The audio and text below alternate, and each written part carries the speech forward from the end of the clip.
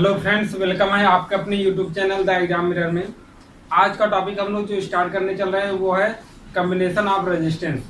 इससे पहले हम लोगों ने बहुत से टॉपिक जैसे करंट के बारे में जाना था, स्पेसिफिक करंट के बारे में जाना था और ये भी जाना था कि करंट में डायरेक्शन होता है कि नहीं होता है। और इसके साथ साथ हम लोगों ने ओम के नियम को जाना, ओम का नियम कहाँ पर लागू होता है, उसका ओम का नियम सत्यापन कैसे होगा। फिर रेजिस्टेंस के बारे में जाना, रेजिस्टेंस स्पेसिफिक रेजिस्टेंस क्या होता है। बहुत सारी बातें हम लोगों ने इस चैप्टर में की है। जो चैप्टर हम लोगों का electric current and Ohm's law, यह टॉपिक बोर्ड एग्जाम के लिए बहुत इंपॉर्टेंट है और यहाँ से बहुत सारे क्वेश्चन आपके बोर्ड एग्जाम में बनते हैं और साथ साथ कंपटीशन एग्जाम में भी बहुत सारे क्वेश्चन बनते हैं। तो आज का टॉपिक जो हम लोग डिस्कस करने चल रहे हैं वो है कम्बिनेशन ऑफ रेजिस्टेंस, प्रतिरोधों का संयोजन। यहाँ से बोर्ड एग्जाम में बहुत सारे न्यूमेरिकल भी पूछते हैं और कम्बिनेशन ऑफ रेजिस्टेंस का 2 पार्ट होता है, एक इन सीरीज और एक इन पैरेलल होता है। यहाँ से बहुत सारे डेरिवेशंस भी आपसे एग्जाम में पूछ लेता है। तो हम लोग क्या करेंगे कि आज इन डेरिवेशंस को सीखेंगे और इन डेरिवेशंस के अकॉर्डिंग यहाँ पर जितने प्रकार के क्वेश्चन बनने की संभावनाएं होंगी उतने प्रकार के क्वेश्चन को हम लोग एनालाइज करेंगे। आइए हम लोग पढ़ते हैं combination of resistance. Combination of resistance, देखिए प्रैक्टिकल वर्क में हम लोग क्या करना होता है कि कहीं पर अगर जैसे सर्किट को जोड़ना होता है तो वहां पर हम लोग जब जोड़ने की आवश्यकता होती है तो वहां पर सीरीज में भी जोड़ सकते हैं और पैरेलल में भी जोड़ सकते हैं। तो आज हम लोग वही सीखेंगे कि सीरीज और पैरेलल का कॉम्बिनेशन क्या होता है। तो देखिए यहाँ पर कॉम्बिनेशन ऑफ रेजिस्टेंस की बात की जाए तो कॉम्बिनेशन ऑफ रेजिस्टेंस मतलब रेजिस्टेंस को जो जोड़ने का तरीका होता है, ज्वाइन करने का तरीका होता है, वो 2 प्रकार से होता है। पहला नंबर हम लोग बात करेंगे, यहाँ पर एक होता है इन सीरीज, इन सीरीज मतलब श्रेणी क्रम में। दूसरा नंबर यहाँ पर होता है इन पैरेलल। एक क्या हो गया हमारा, इन सीरीज हो गया, दूसरा क्या हो गया, इन पैरेलल हो गया। तो इस प्रकार से हम लोग इन सीरीज और इन पैरेलल में हम लोग क्या करते हैं, रेजिस्टेंस का कॉम्बिनेशन करते हैं। एक आता है तीसरा जो होता है मिक्स फॉर्म होता है। वो जो होता है कि कुछ रेजिस्टेंस को हम लोग सीरीज में जोड़ देते हैं और कुछ रेजिस्टेंस को पैरेलल में जोड़ देते हैं। तो जो फॉर्म बन के आता है वो क्या होता है, मिक्स फॉर्म होता है। तो आगे हम लोग वो क्वेश्चन में डिस्कस करेंगे कैसे होता है। यहाँ पर हम लोग पढ़ेंगे इन सीरीज और इन पैरेलल। तो यहाँ पर हम लोग पहला केस पढ़ने वाले हैं, इन सीरीज क्या होता है। In series combination of resistance in series हम लोग देखेंगे। यहाँ पर प्रैक्टिकल वर्क कर रहे होते हैं तो या कोई भी सर्किट ज्वाइन कर रहे होते हैं तो वहां पर सर्किट को कभी कभी हमें क्या करना होता है, सर्किट के रेजिस्टेंस को बढ़ाने के लिए हमें सीरीज कॉम्बिनेशन करना पड़ता है।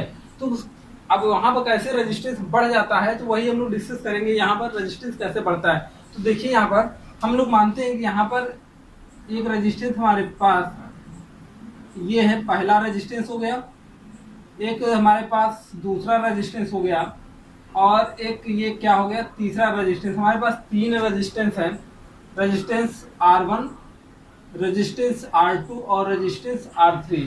इनको क्या कर दिया गया, अब देखिए इस रेजिस्टेंस का ये पहला सिरा कहलाएगा, दूसरा सिरा, और ये दूसरे रेजिस्टेंस का ये पहला सिरा होगा और दूसरे रेजिस्टेंस का ये दूसरा सिरा होगा और तीसरे रेजिस्टेंस का ये पहला सिरा होगा, तीसरे रेजिस्टेंस का ये दूसरा सिरा होगा।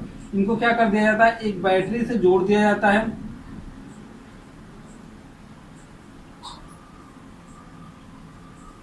एक बैटरी से क्या कर दिया गया, इन्हें जोड़ दिया गया। जो V वोल्ट की बैटरी थी ये पॉजिटिव है और ये निगेटिव टर्मिनल है। आई होप आपको इतना समझ में आया होगा कि R1, R2 और R3 हमारे पास 3 टाइप के रेजिस्टेंस हैं जिनका रेजिस्टेंस वैल्यू क्या है, R1, R2 और R3 है। इनको श्रेणी क्रम में जोड़ा गया। अब देखिए इन्हें हम लोग अपने नोट्स में या बोर्ड एग्जाम में आता है तो इन्हें हम लोग लिखेंगे कैसे, लिखेंगे माना 3 रेजिस्टेंस R1, R2, R3 हैं।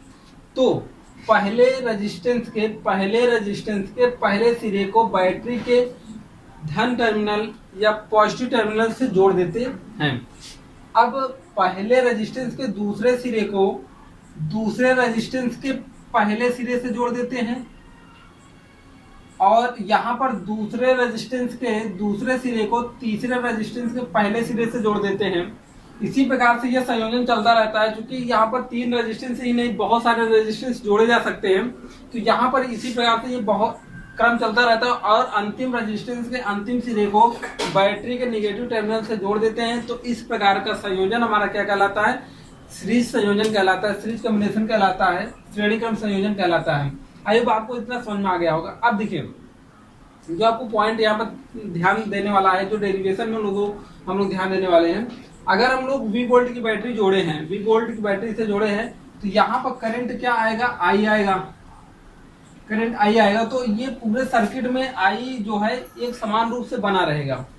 लेकिन यहाँ पर पोटेंशियल जो ओम के नियम के अकॉर्डिंग, अगर रेजिस्टेंस ये है, रेजिस्टेंस वेरी कर रहा है और I कांस्टेंट बना हुआ है, तो ओम के नियम के अकॉर्डिंग यहाँ पर पोटेंशियल भी क्या करेगा? वेरी करेगा।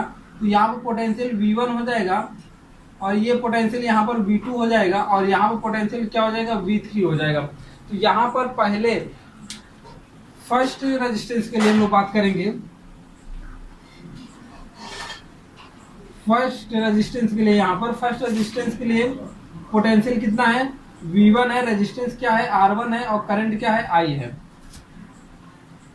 ठीक है, तो यहां पर हम लोग बात करेंगे according to Ohm's law.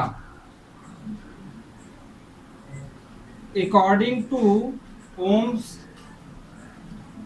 Law, according to Ohm's law अगर हम लोग बात करते हैं, तो यहाँ पर हम लोग एक ओम के नियम के अनुसार ये जाने थे V = IR। ये फॉर्मूला हम लोगों का होता है, ध्यान देना, ये फॉर्मूला हम लोगों का होता है। तो यहाँ पर हम लोग बात करेंगे इसके लिए, तो ये क्या हो जाएगा? V1 = IR1। ये क्या हो जाएगा? V1 = IR1। सेकंड के केस के अनुसार देखते हैं, सेकंड रेजिस्टेंस के लिए, फॉर सेकंड रेजिस्टेंस R2। अब यहाँ पर देखिए पोटेंशियल V2 है, रेजिस्टेंस R2 है, करंट I है, करंट I हर एक रेजिस्टेंस सेम जा रहा है।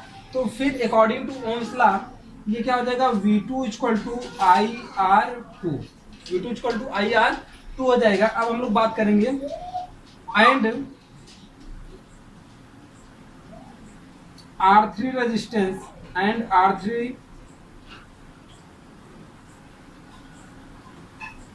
R3 रेजिस्टेंस V3 = क्या हो जाएगा? IR3। V3 = क्या हो जाएगा? IR3। आपको समझ में आया होगा, V1 हमने निकाला, V2 को निकाला और V3 को निकाला। तो यहाँ पर हम लोगों ने 3 V1 V2 V3 निकाले। अगर हम लोग टोटल पोटेंशियल की बात करें, here total potential, here total potential V = V1 + V2 + क्या हो जाएगा? V3। हमारे पास V1 V2 और V3 है। तो अब देखिए, V = IR हम लोग कहाँ जानते हैं? ओम्स लॉ के अकॉर्डिंग। तो IR यहाँ पर V1 की वैल्यू पुट करने पर, putting the value of V1 V2 and V3, तो यहाँ पर जब V1 की वैल्यू पुट करेंगे तो IR1 होगा, IR1 प्लस क्या हो जाएगा? V2 की वैल्यू पुट करेंगे तो ये क्या हो जाएगा? IR2 plus IR3। अब यहाँ से हम लोग I कॉमन कर लेंगे, I कॉमन हुआ तो R1 प्लस R2 प्लस ये क्या हो जाएगा? R3 हो जाएगा। I से I क्या हो जाएगा? कैंसिल हो जाएगा। R1 प्लस R2 प्लस ये क्या हो जाएगा? R3। तो आपको समझ में आ रहा होगा, ये R जो होता है ये इक्विवेलेंट क्या कहलाता है? ये R जो होता है ये इक्विवेलेंट रेजिस्टेंस कहलाता है, तुल्य प्रतिरोध कहलाता है। हिंदी में से हम लोग क्या बोलते हैं? तुल्य प्रतिरोध, इक्विवेलेंट रेजिस्टेंस कहलाता है। आई होप आपको ये जो है एप्लीकेशन समझ में आया होगा। इससे ज्यादा छोटा एप्लीकेशन इसका नहीं हो सकता है। आप लोग अगर बोर्ड एग्जाम में आता है तो इसी प्रकार से इसका एप्लीकेशन करेंगे। अब आइए हम लोग देखते हैं कि पैरेलल कॉम्बिनेशन में क्या होता है।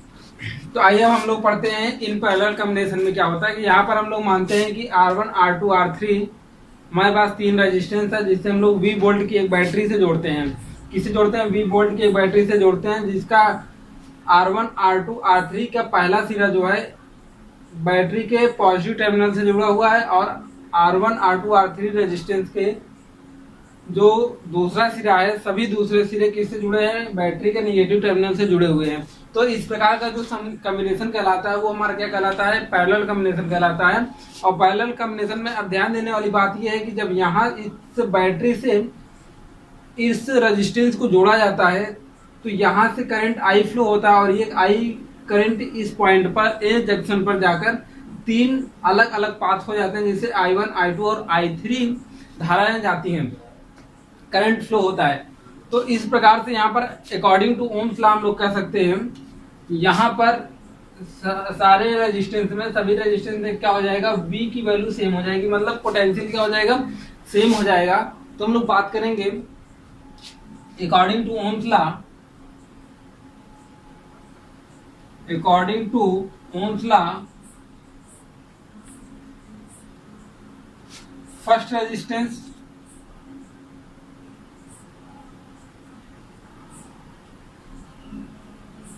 अकॉर्डिंग टू ओम्स लॉ बात करेंगे फर्स्ट रेजिस्टेंस,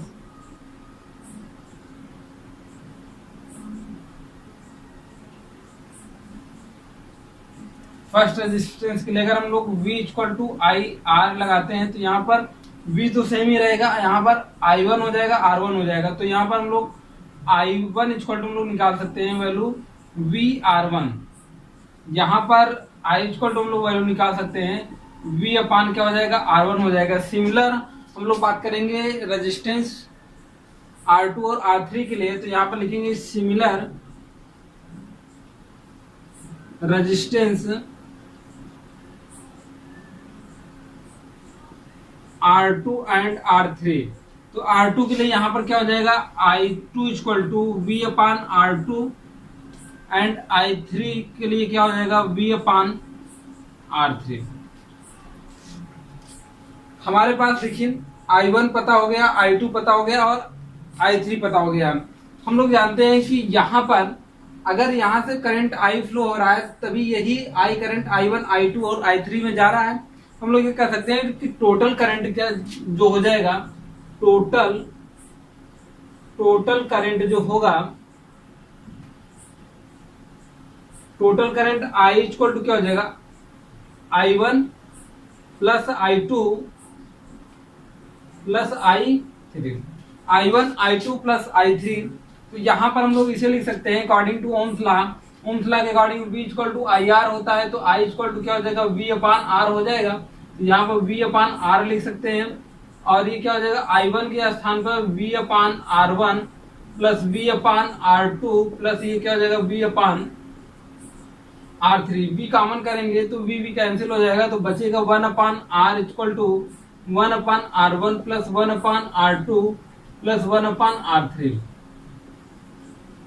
ऐसा बचेगा। तो आई होप आपको ये समझ में आया होगा कि अगर R1, R2, R3 को पैरेलल में जोड़ा जा रहा है, पैरेलल कॉम्बिनेशन किया जा रहा है, तो क्या होगा कि वहां पर करंट का डिवाइड होता है। जब भी पोटेंशियल हर एक रेजिस्टेंस में क्या होता है, सेम होता है, तो ओम्स लॉ के अकॉर्डिंग हम लोग यहाँ पर I1, I2 और I3 को फाइंड आउट करते हैं। फिर टोटल करंट यहाँ पर I1 plus I2 plus I3 I के बराबर होता है। तो ओम के नियम को लगाकर हम लोग इक्विवेलेंट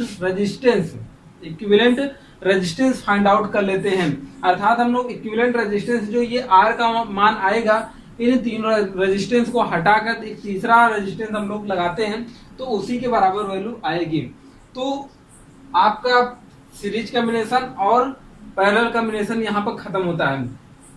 अब हम लोग यहाँ से इन दोनों से रिलेटेड कुछ फैक्ट बातें यहाँ पर जानेंगे जो आपके न्यूमेरिकल को आसान कर देंगे लगाना।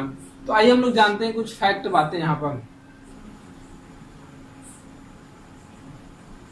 In series join the two resistance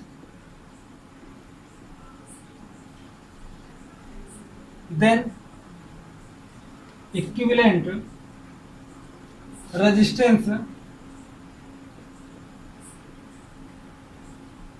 resistance जो होगा वो देखिए क्या हो जाएगा, R इक्वल टू हम लोग कहेंगे R1 प्लस R2 हो जाएगा, R1 प्लस R2 हो जाएगा। ये हम लोग याद रखना होगा।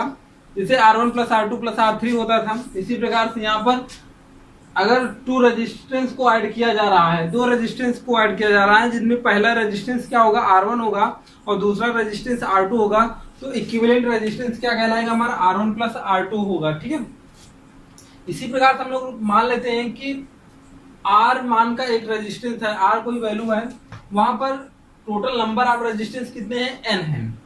तो ये हमारा केस नंबर फर्स्ट बनता है। और केस नंबर जो सेकंड होगा, इफ R वैल्यू का कोई रेजिस्टेंस जो N रेजिस्टेंस है, सीरीज में क्या किए जाते हैं, जोड़े जाते हैं वहां पर, तो ये क्या हो जाएगा, देखिए R इक्वल टू हम लोग क्या करेंगे, R1 R plus R plus R plus R कितनी टाइम्स, n टाइम्स होगा, कितने टाइम्स होगा, n टाइम्स होगा।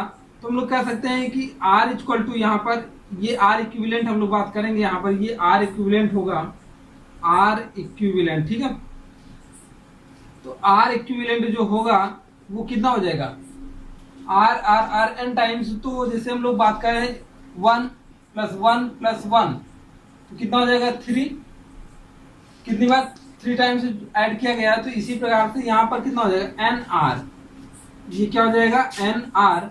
अगर ये R इक्विवेलेंट है तो इसे हम लोग सीरीज में किए हैं, तो कभी कभी हम लोग RS से भी इसको डिनोट कर देते हैं, RS इक्वल टू ये क्या हो जाएगा, RS इक्वल टू NR हो जाएगा। तो यहाँ पर 2 पॉइंट हम लोगों ने सीखा, अगर किसी रेजिस्टेंस को, दो रेजिस्टेंस को ऐड किया गया तो R1 प्लस R2 करेंगे। यहाँ से बहुत सारे कैलकुलेशन हम लोगों को अभी निकलेंगे पैरेलल कॉम्बिनेशन में वहां पर, लेकिन यहाँ पर तो ये आसान हो जाता है, चाहे आप 2 रेजिस्टेंस ले, 3 4 कोई भी रेजिस्टेंस ले लीजिए तो वो आसान हो जाता है। तो यहाँ पर देखिए कितने रेजिस्टेंस लिए, n रेजिस्टेंस लिए, तो वो भी ऐड हो गया। अब हम लोग बात करते हैं, इसी में बात करेंगे हम लोग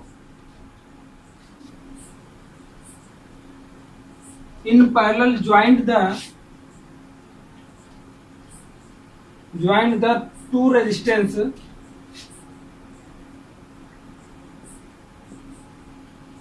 join the two resistance, then equivalent resistance, then equivalent resistance। अगर हम दो रेजिस्टेंस R1 और R2 को किसमें जोड़ रहे हैं, पैरेलल में जोड़ रहे हैं, तो वहां पर क्या होगा, तो देखिए 1 upon R equal to 1 upon R1 plus 1 upon क्या हो जाएगा, R2 हो जाएगा। 1 upon R1 plus 1 upon R2, इसे हम लोग सॉल्व करके निकालेंगे, तो 1 upon R equal to R1 और R2 क्या हो जाएगा, एलसीएम हो जाएगा। तो यहाँ पर R2 प्लस क्या हो जाएगा, R1, इसे हम लोग R इक्वल टू लिख सकते हैं, R1 R2 upon R1 plus R2। Okay, अब देखिए हम लोग यहाँ से न्यूमेरिकल को आसान बनाने के तरीके सीखेंगे। जैसे हम लोग बात करेंगे, अभी यहाँ पर देखिए, यहाँ पर एक क्वेश्चन हम लोग थोड़ा सा देख लेते हैं। यहाँ से क्वेश्चन ऐसे देखेंगे, अगर कहा जाए 4 ओम और 4 ओम के दो रेजिस्टेंस, यहाँ पर क्या किया जा रहा है कि 4 ओम का रेजिस्टेंस है,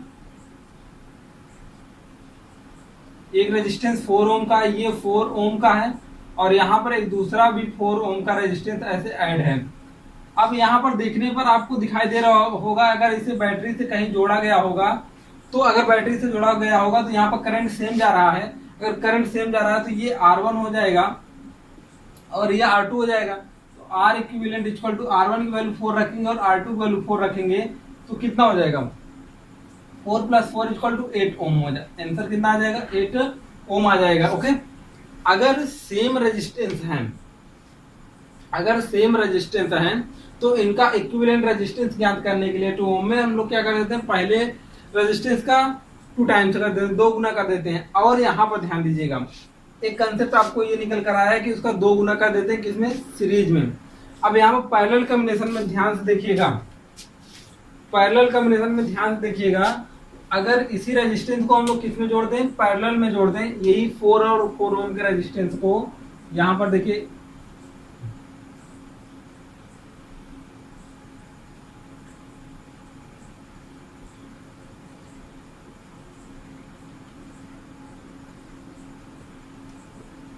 ये 4 ओम का रेजिस्टेंस है, ये भी कितने ओम का रेजिस्टेंस है, 4 ओम का। तो इसे किसमें जोड़ दिया गया, पैरेलल में अगर जोड़ दिया गया है तो यहाँ पर ये R1 इक्वल टू कितना हो जाएगा 4 और R2 इक्वल टू कितना हो जाएगा 4। पुटिंग द वैल्यू, यहाँ पर R इक्विवेलेंट जो आएगा हमारा 4 इंटू 4 अपॉन 4 प्लस 4, तो हम लोग देख रहे हैं R इक्विवेलेंट जो आएगा 16 अपॉन 8, तो कितना आ जाएगा, R इक्विवेलेंट इक्वल टू आ जाएगा 2 ओम। कितना आ जाएगा 2 ओम। कितना है 2 ओम। ध्यान दीजिए, जो भी है सीरीज में अगर इक्विवेलेंट रेजिस्टेंस हमको निकालना है तो एक रेजिस्टेंस को लेंगे, उसका 2 टाइम्स कर देंगे।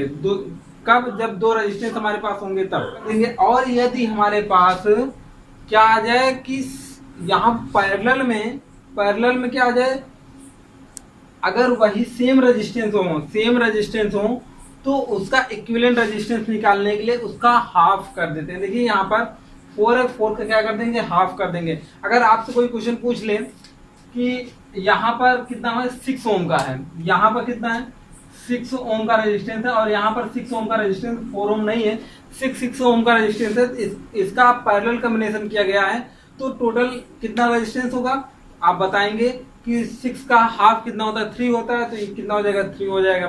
4 ओम के 2 हो जाएगा, 8 ओम के तो 4 हो जाएगा।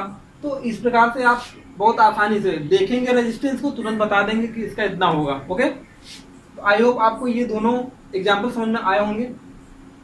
आइए इसी क्रम में हम लोग बात करते हैं, जैसे यहाँ पर कि if the value of resistance are n numbers of resistance join in series, तो यहीं पर हम लोग बात करेंगे if the value of resistance are. देखिए इसमें केस नंबर हम लोग सेकंड पढ़ेंगे। If the value of are n numbers of resistance join in parallel,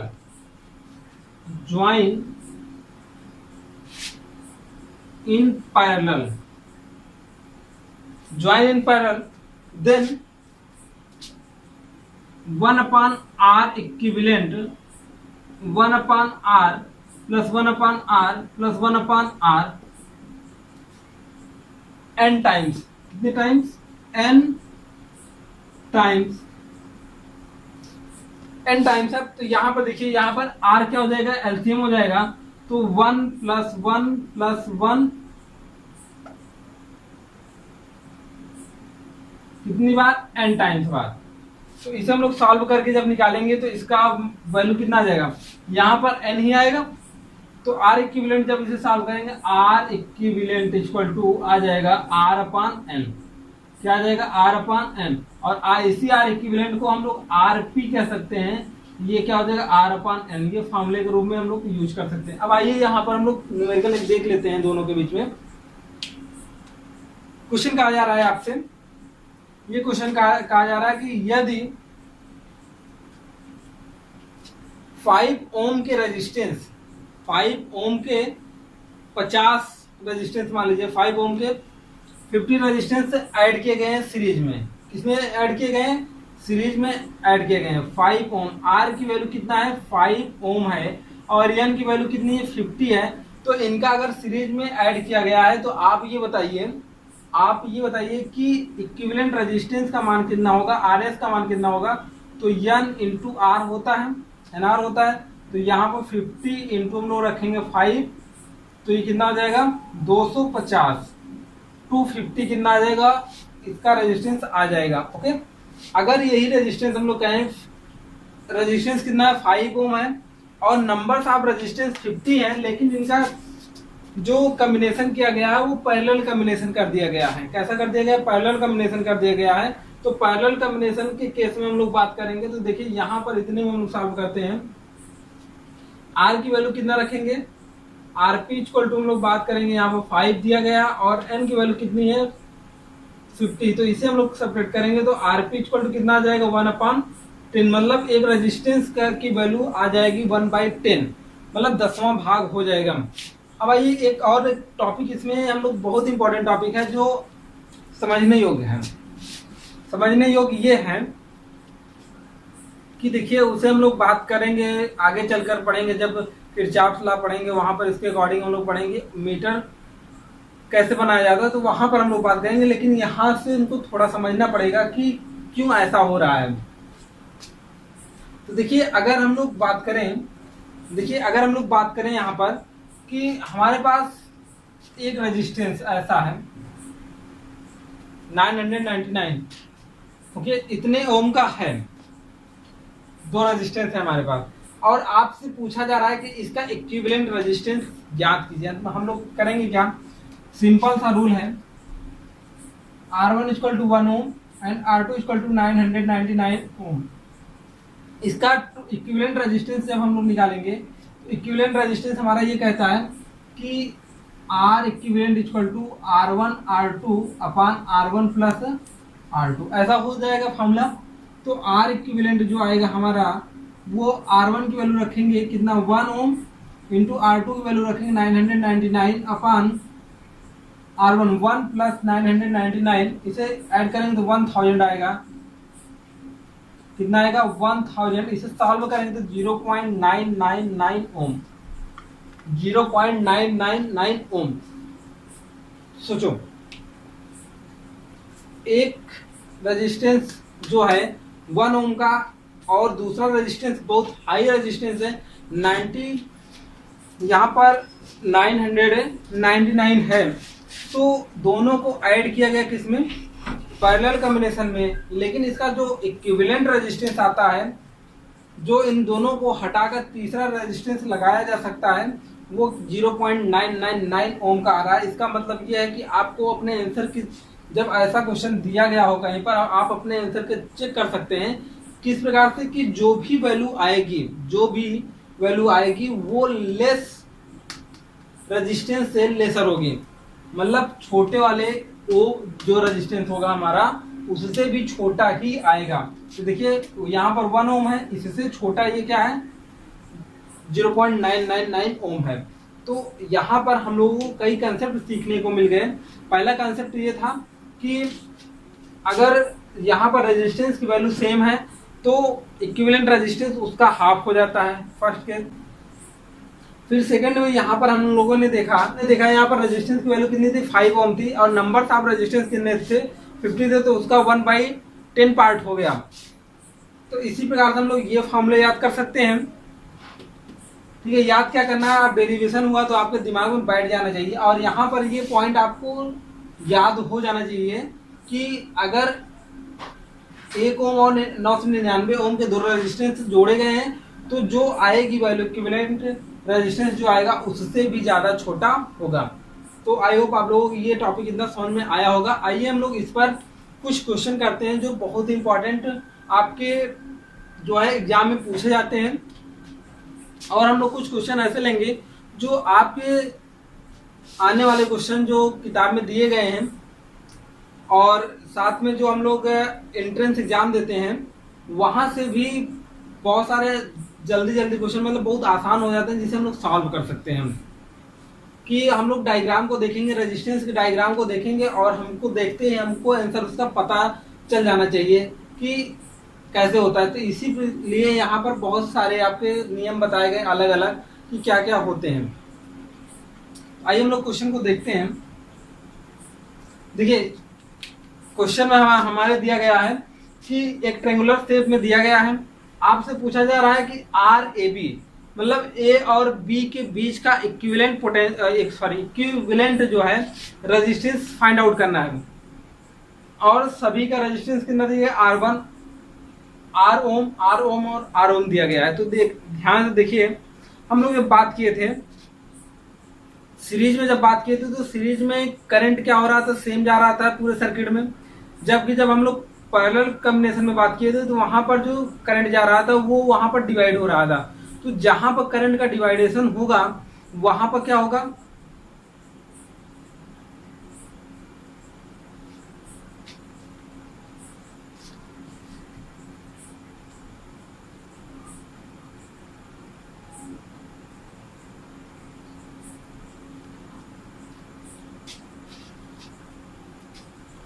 देखिए जहां पर करंट का डिवाइडेशन होगा वहां पर पैरेलल कॉम्बिनेशन होगा। तो इस प्रकार से हम लोग जान जाते हैं कि जहां पर करंट फ्लो हो रही है रेगुलर वहां पर सीरीज होगा, जहां पर करंट का डिवाइड होता है वहां पर पैरेलल कॉम्बिनेशन हो जाता है।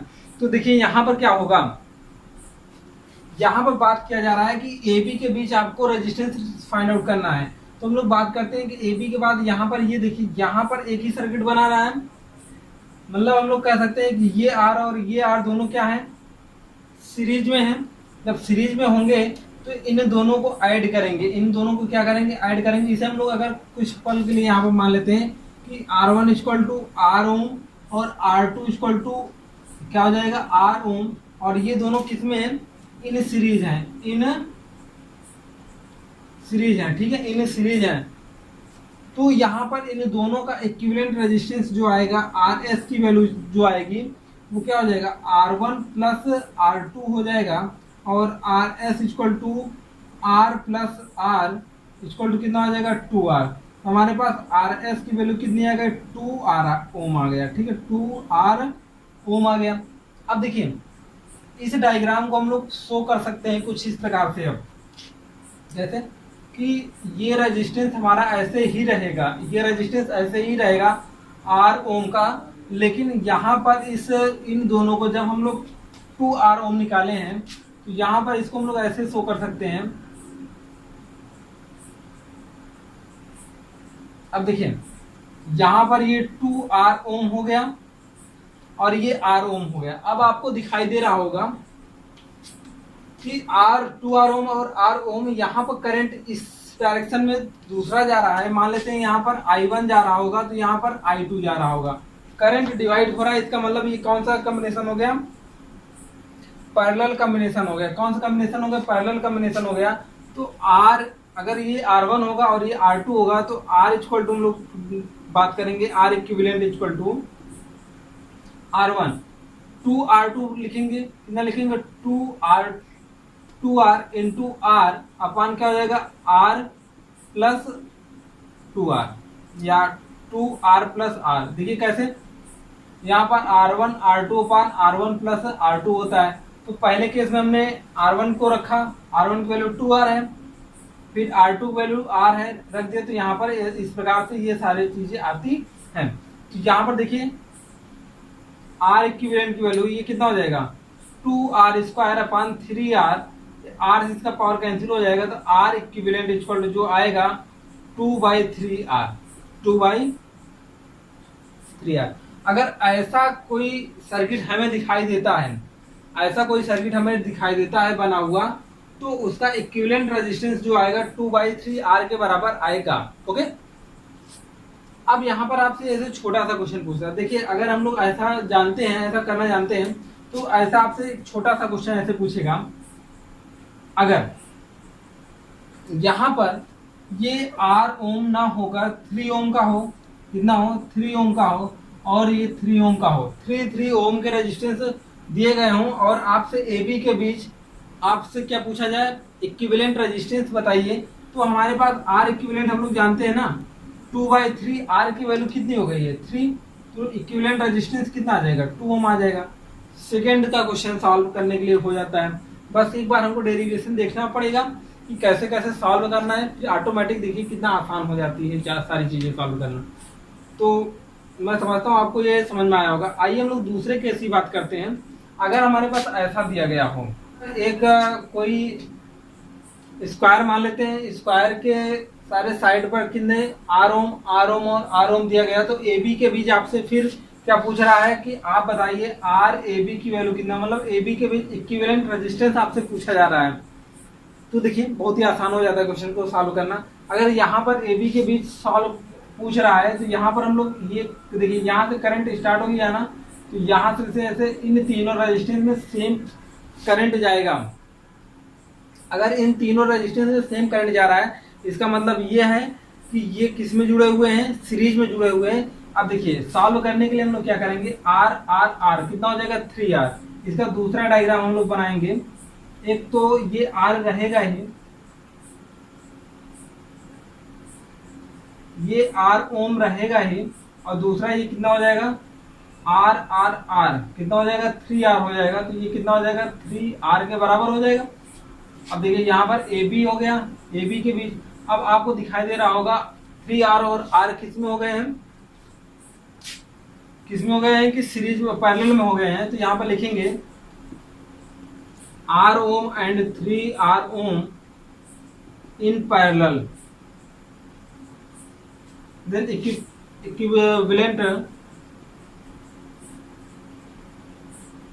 इक्विवेलेंट रेजिस्टेंस जो आएगा, इक्विवेलेंट रेजिस्टेंस जो आएगा R इक्विवेलेंट इक्वल टू कितना आ जाएगा, R1 की वैल्यू कितना है 3R, R2 की वैल्यू R है, R1 3R प्लस R2, तो इसे फाइनली सॉल्व करेंगे 3R स्क्वायर अपान कितना आ जाएगा 4R, कितना आ जाएगा 4R आ जाएगा, और यहां तक ये कैंसिल हो जाएगा, ये कितना आ जाएगा 3/4R। अब एक बात और ध्यान से देखिएगा, सारी चीजें एक दूसरे से रिलेट करते जाइए, देखिए बहुत आसानी से आपको समझ में आ जाएगा। यहाँ पर नंबर्स ऑफ साइड कितनी थी 3 थी, तो डिवाइड में कितना आया 3 आया, नंबर ऑफ साइड 3 तो 3 आया है। अब यहाँ पर नंबर ऑफ साइड कितनी है 4 है, तो डिवाइड में कितना आया 4 आया है। जितनी नंबर ऑफ साइड है उससे एक कम ऊपर वाली साइड 2 है, उससे कम एक ऊपर वाला है। तो हम लोग डायग्राम को देखेंगे और उसके साथ जो रेजिस्टेंस लगा होगा लगा देंगे आराम से। तो अब आपसे अगर पूछा जाए कि कितना होगा इसका वैल्यू बताइए, अगर कोई ऐसा रेजिस्टेंस ऐड हुआ है हमारे रेजिस्टेंस, यहाँ ए बी के बीच आपसे टोटल इक्विवेलेंट रेजिस्टेंस पूछ रहा है, तो हम लोग R इक्विवेलेंट लिखेंगे। R इक्विवेलेंट जो लिखेंगे वो कितना आएगा, देखो कितने साइड है इसमें 5 साइड है, तो डिवाइड बाई 5, पावर में क्या जाएगा ऊपर के सिरे में जाएगा 4, और यहाँ पर लगा देंगे R इक्विवेलेंट कितना हो जाएगा 4/5 R आ जाएगा, 4/5 R आ जाएगा। और इसे हम लोग सॉल्व करना चाहते हैं, तो सॉल्व करके देखिए R कितना हो जाएगा 4R हो जाएगा। तो यहाँ पर इसे हम लोग ऐसे भी बना सकते हैं,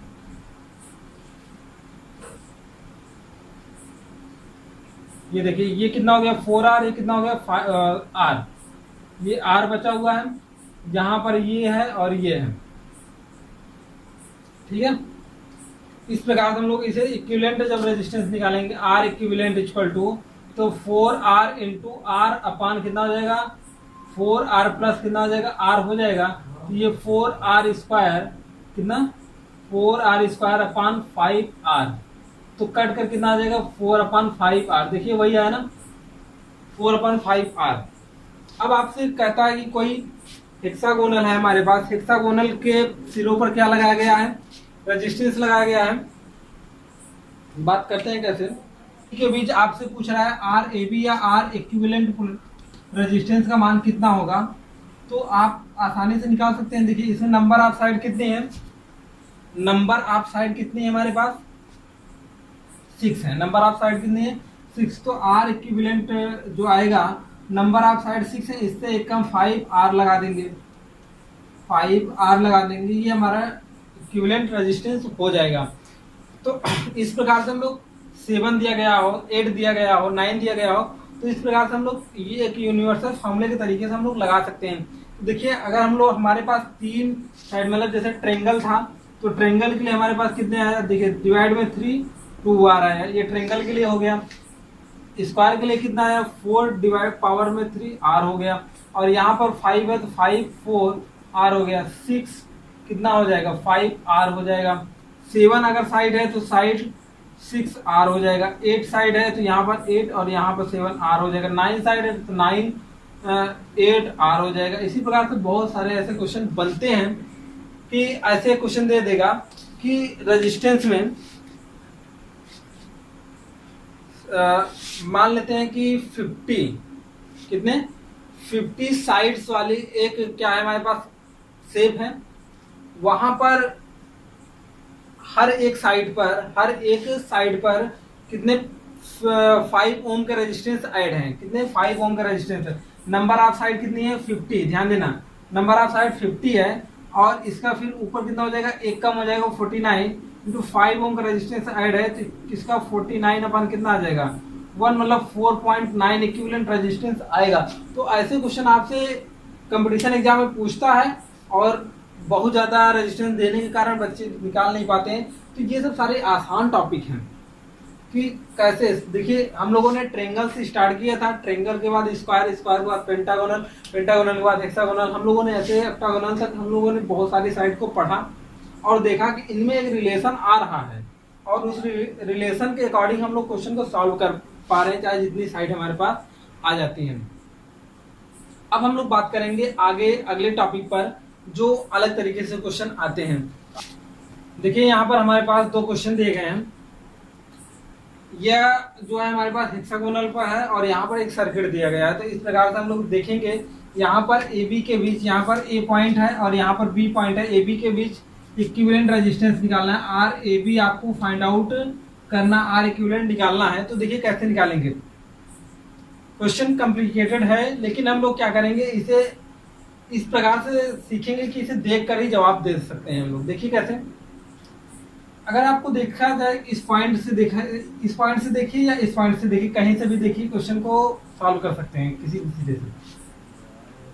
देखिए अभी आप लोगों को बताए थे कि अगर दो रेजिस्टेंस ऐसे दिए गए हों, दो रेजिस्टेंस ऐसे दिए गए हैं जो पैरेलल में हों और सेम हों, पैरेलल में हो, जैसे 4 ओम का बताए थे और 4 ओम का बताए थे, उसका हाफ हो जाता था, 2 ओम इक्विवेलेंट रेजिस्टेंस आता था। तो ध्यान दीजिए यहाँ पर, देखिए यहाँ पर हम लोग बात करेंगे, ये 3 ओम और ये 3 ओम रेजिस्टेंस किस में जुड़े हुए हैं, सीरीज में जुड़े हुए हैं। तो सीरीज में जुड़े हुए तो ये 3 और 3 में कितना हो जाएंगे, 6 हो जाएंगे। कितना हो जाएगा, 6 ओम हो जाएगा। और जब ये 6 हो जाएगा तो आपको दिखाई दे रहा होगा ये तीनों, ये दोनों पॉइंट हटाकर हम लोग यहाँ पर इस रेजिस्टेंस को ऐसे बना सकते हैं कि यहाँ पर उन दोनों को हटाकर यहाँ पर 6 ओम का रेजिस्टेंस ऐड किया जा सकता है। आप ध्यान से देखिए, 6 ओम और 6 ओम का रेजिस्टेंस, यहाँ से दोनों पर करंट अलग अलग डिवाइड हो रही है, दोनों पर करंट क्या हो रहा है, अलग अलग डिवाइड हो रहा है।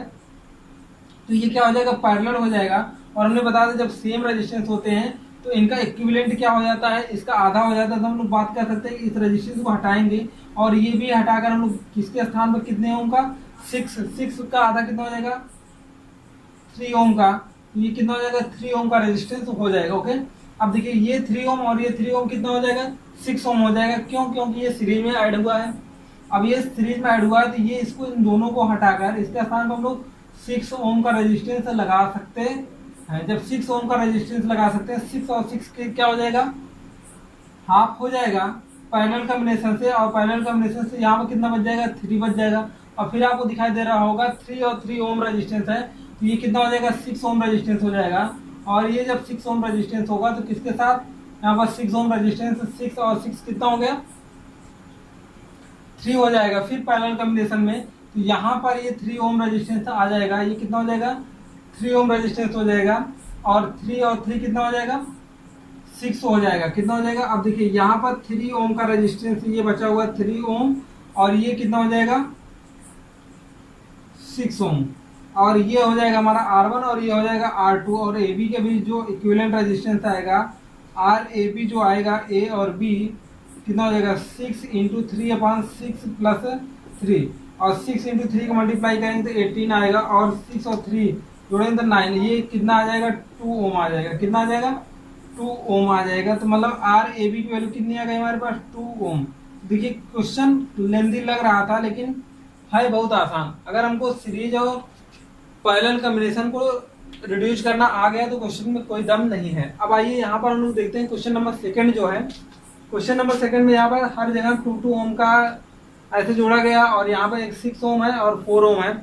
और ध्यान दीजिए, जब ऐसी सर्किट आपको दिखाई दे कि जहाँ पर लास्ट में कोई कंबाइंड सर्किट, कोई ज्वाइंट नहीं है, तो देखिए यहाँ तक तो ज्वाइंट है, तो ये दो रेजिस्टेंस हमारे क्या हो जाते हैं, निगलेक्ट हो जाते हैं, खराब हो जाते हैं, इनका कोई मतलब नहीं है क्योंकि इसमें करंट फ्लो नहीं होता है। हमारे पास 4 ओम का बचा हुआ। अब यहाँ पर देखिए करंट यहाँ से आई, यहाँ तक तो डिवाइड हुआ, लेकिन इस रेजिस्टेंस में और यहाँ पर और यहाँ पर इतने रेजिस्टेंस में क्या हो रहा है, करंट सीरीज में फ्लो हो रहा है, सीरीज बन रही है। तो हम लोग सारे रेजिस्टेंस को क्या कर लेंगे, ऐड कर लेंगे। 2 2 4 4 4 8 8 2 10, 10 to 12। यहाँ पर कितने रेजिस्टेंस हो गए? 12 ओम का रेजिस्टेंस हो गया।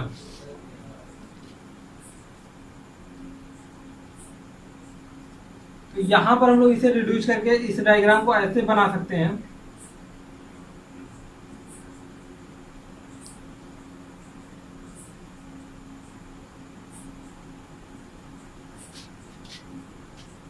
ये 6 ओम हुआ, ये 2 ओम, और ये 2 ओम का, और ये भी 2 ओम का, और ये भी 2 ओम का। तो यहाँ पर ये कितना आ जाएगा टोटल?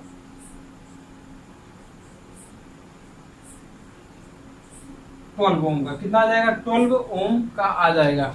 ठीक है, अब देखिए ये दोनों किस में हो गए? ये दोनों पैरेलल में हो गए। जब ये दोनों पैरेलल में हो गए तो 6 और 12 अपॉन 6, तो इसे 6 और 12 का मल्टीप्लाई करेंगे तो 72 अपॉन कितना हो जाएगा? 6 और 12 18 आ जाएगा।